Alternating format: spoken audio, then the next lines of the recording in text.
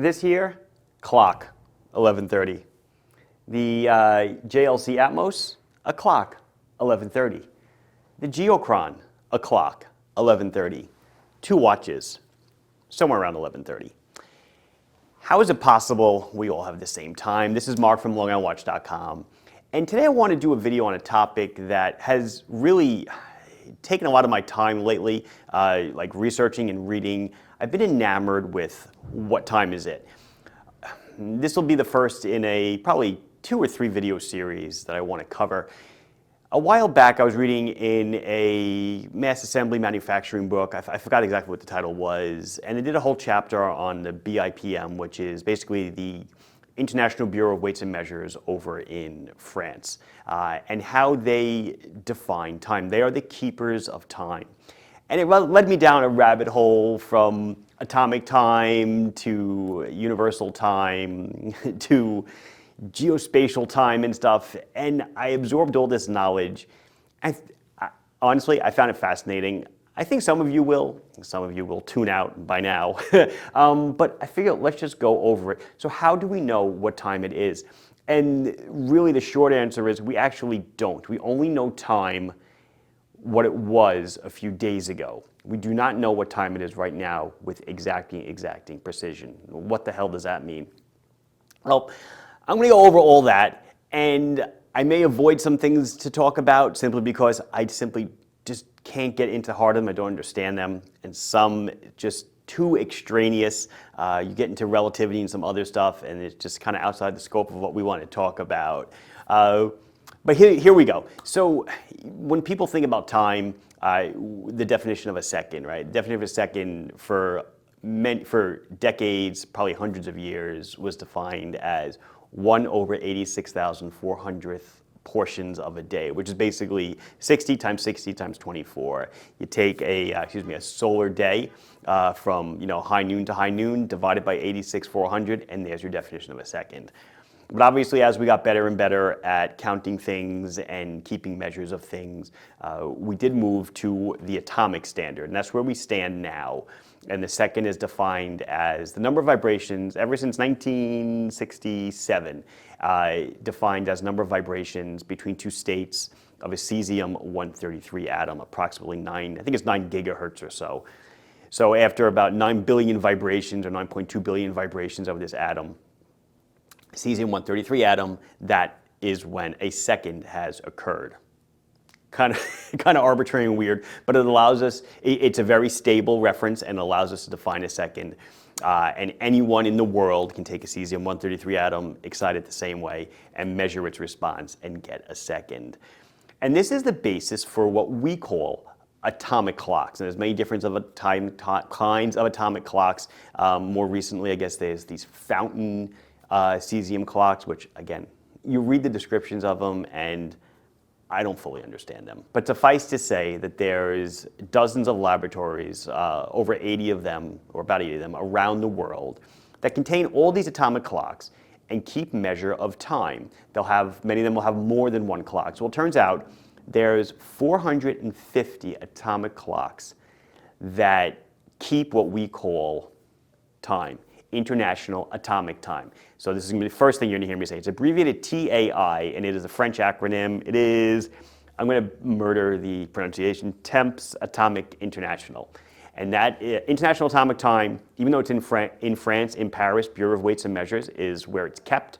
It is in an international portion of land, so that this is where the second is kept, the meter, all these definitions, the pound, the kilogram, etc., is kept, so no country can have purview or say over the SI unit, Système International, that most of the world uses except for us here in the US, Britain, and a couple other people.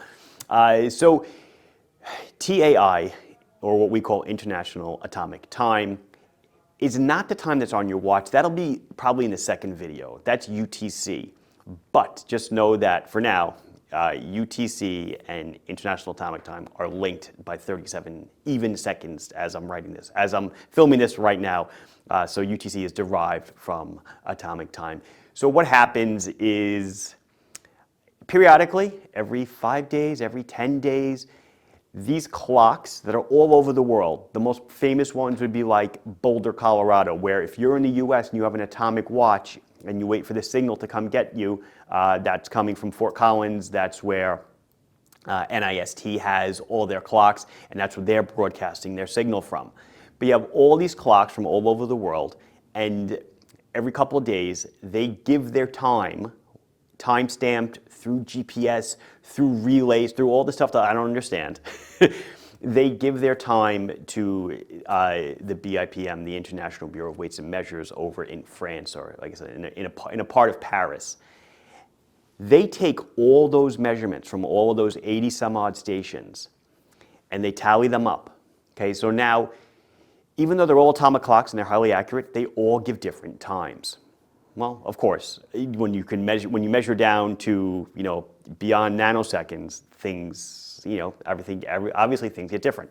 So how do they know who has the correct time? Well, none of them have the correct time. What they do is they go through each one and they assign a weight. It's a weighted average measurement. And every clock that contributes has their time in it. So I'm just going to throw out a name. It could be, I'm going to say India. India can have a clock and they give time. The US has the NIST, they give their time. Japan has a clock. All these people can give their times, and they're all assigned a weight. Something like the NIST is going to have a very heavy weight because obviously it's subsidized by the US government, and there's a lot of money spent, and it's a high accuracy clock. So they get a higher weight than someone from a lower country, as it were, whatever the country may be. Tally all that up, they get a number. And that number is published in a monthly periodical called Circular T, which you can look up online. I'll try to include a link to it, but I'll definitely show a picture here of it. And this shows the deviation of every clock every station that donated time to the International Atomic Time. It'll show them their deviation from the true UTC. From the true International Atomic Time that they calculate as the average. And mathematically, they assume, or they figured out that by doing this weighted average method, they're improving the accuracy of the atomic time by a whole order of magnitude, which is a lot. It's a factor of 10. So they publish this call it a correction. Every clock is off by a certain amount.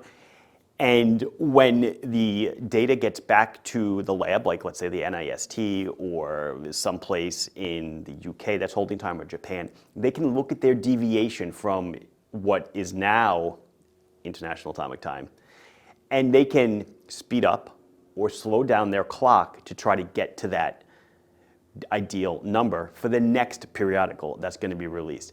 And it's a catch-up game. It's cat and mouse. It's really interesting that it's done like this. So we do not know the time for days after until we submit time. So it's kind of wacky to think about that. So the time on your watch, we're dealing in nanoseconds. Time on your watch would be good enough for you, but for everybody else around the world, in these centers that have atomic clocks, they're off by a little bit, but they don't know what the true time is until after it has passed. A couple decades back, when they started to accumulate all these results for atomic time and tabulate a weighted average, what was really amazing to find and super cool was that according to Einstein, his theory of relativity, things at different gravitational states, clocks will experience a different amount of time dilation, as it's called. When it's speed related, it is special theory of relativity. Gravitational related is generally the general theory of relativity. They found that because almost all the clocks are above sea level, all the clocks are above sea level and at decent amounts, the clocks, when they were submitting their time, were off by the amount that Einstein had predicted that each clock should be off by, as far as existing in a different gravitational time slot, right? So, gravitational slot. Something here has different gravitational pull than something here. So technically, a clock here will tick slower or faster. I'm not sure which one it is. Someone will know. Than one over here. Kind of amazing. That is time dilation. Time dilation was proven a couple of years ago, actually, to exist we've measured it in distances as far as 1 millimeter. 1 millimeter difference in elevation makes your clock tick faster or slower. Anyway, I digressed a little bit. I'm sorry about that. Relativity is so cool. So That's how we get International Atomic Time, and that is the basis for what UTC is formulated off of. And I think that's where I'm going to kill it for now. That's my discussion on International Atomic Time. There's tons to read on it. It is truly fascinating. More so that all these countries get together in the name of science to do something good. Countries that normally probably do not like each other. They all submit times, all in the greater good of getting the right time delivered to us. Of course, in our daily lives, 1 nanosecond isn't going to matter, but accumulating over time, it's going to matter. And having us all agree on what the length of a second is very important. Not only is it important, for what time it is, but the world runs on time, whether it be the train schedule, the airplane schedule, financial transactions. All computer interchange of information happens at the microsecond level, and that all has to be. We all have to be playing the same sheet of music, or that would be horrendous. Anyway, that's Mark from LongIslandWatch.com talking about International Atomic Time. Hope I didn't bore you to death. Comments down below if you liked it, you hated it, what you know about it. I'm fascinated to read about this stuff. And I'll see you in the next one where we talk about Coordinated Universal Time, which is abbreviated UTC. Thanks for watching. Bye-bye.